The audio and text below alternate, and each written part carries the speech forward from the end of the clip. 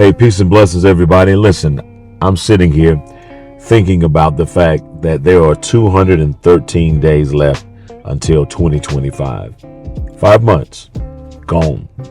It's obvious time isn't waiting on anybody. Never does, never will. That being said, I want to encourage you to carpe diem, to seize the day, to let today be the day where you make up in your mind that you're going to do what you've been putting off. The procrastination, the hesitation. Let today be the day that you say, you know what, if not now, when? If I don't start now, if I don't get up now, if I don't move now, when? Because 5 months are already gone. Be encouraged and know that even your mistakes have value. I want to say that again because I'm always trying to encourage people. Your mistakes have value. The name of the game is knowing what to do with your mistakes, knowing how to leverage those mistakes, knowing how to take the lessons and then paying it forward so that you advance in spite of things that didn't go well, setbacks that you've experienced the first 5 months, maybe even plans that you launched that didn't pan out the way that you hoped that they would. Listen, don't quit. Please don't give up. Don't throw in the towel. Look at your mistakes over the last 5 months. Look at what didn't work over the last 5 months.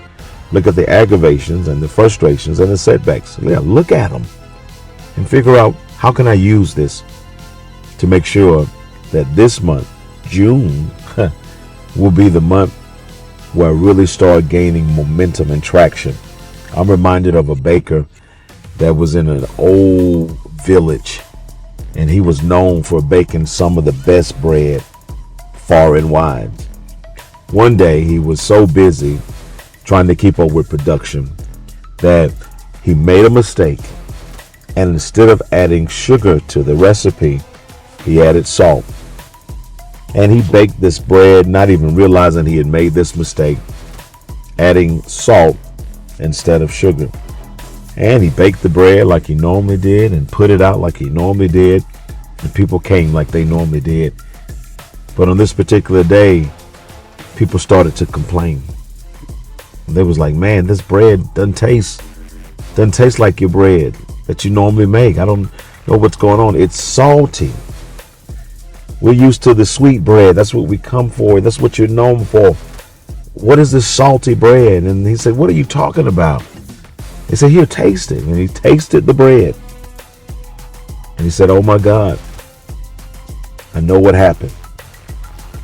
He quickly thought, I have one or two choices. I can throw away this bread and lose all of the money that I would have made from this bread had I not messed up and added salt instead of sugar. Or I can sit here and I can figure out, how can I take this lesson and turn it into a blessing? After about 5 minutes of thinking, he went in the back and got a magic marker and a piece of cardboard, and he wrote a sign. And the sign said, special bread for those of you who've been trying to cut sugar out of your diet. He put up the sign, and would you not believe that the bread sold out just like that? The next day, he had to make 2 batches of bread, one with sugar and one with salt. What's my point? My point is that I seriously don't believe that mistakes are just mistakes. I seriously do not believe that when things don't work out, all we can do is just be sad and depressed and beat ourselves down. Nope. I have come to be a firm believer and a faithful practitioner of this principle. All things work together for my good. I believe all things work together for my good, even the bad, the ugly, the disastrous things. And sometimes we just have to take a few minutes to think it out and figure it out. Be encouraged, folks. 5 months are gone, and we'll never get those 5 months again. But it's June the 1st, the start of a brand new month. And I'm encouraging you to take all the losses, turn them into lessons, and then let the lessons turn into blessings. This is Pastor Troy Wynn Sr. It's June 1st, 2024. Can you believe it? 213 days left. If not now, when?